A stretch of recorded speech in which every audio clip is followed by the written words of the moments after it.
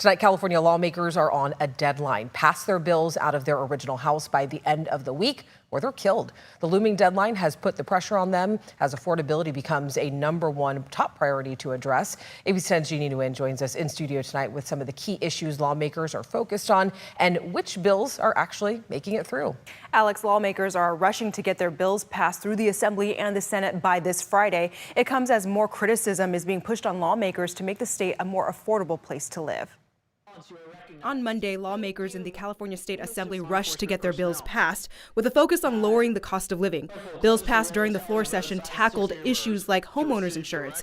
AB 1 authored by Democrat Assemblymember Damon Connolly. This bill will make the program better for consumers and incentivize communities and neighborhoods to prepare their homes in case of disaster. Receiving bipartisan support, Republicans criticized the bill for taking effect in 2030, saying it's too long for homeowners to wait. I'm hearing from homeowners who are telling me that their insurance rates are spiking so much that they are afraid that they will be forced out of their homes. Republican Assemblymember Carl DeMille also adds the goal both parties had at the beginning of the year is not currently being fulfilled. Our caucus is trying to get this chamber to fulfill the Speaker's promise from months ago that we were going to deal with the cost of living crisis in Sacramento. Another bill that passed and addresses rising costs, AB 61, introduced by Democrat Assemblymember Blanca Pacheco.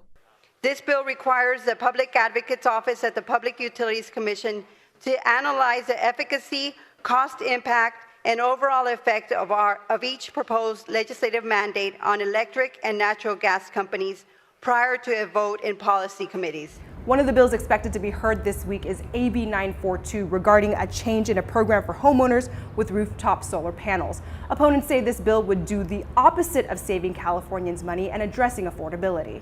Rates are high because of out-of-control utility spending on poles and wires and the failure of this building, of the regulators, and of the governor to check that utility spending. Introduced by Democrat Assemblymember Lisa Calderon, the bill would require new owners of rooftop solar to agree to a new program called the Net Billing Tariff and to get rid of the California Climate Credit through the Cap-and-Trade program. Ultimately, those advocating for solar say this bill defeats the purpose of choosing solar in the first place. Now, AB 942 was not heard on the Assembly floor today, but will possibly be heard on Wednesday or Thursday of this week. Again, this bill has to pass the Assembly this week, and bills in the Senate have to pass the Senate this week in order for them to continue through the process, Alex.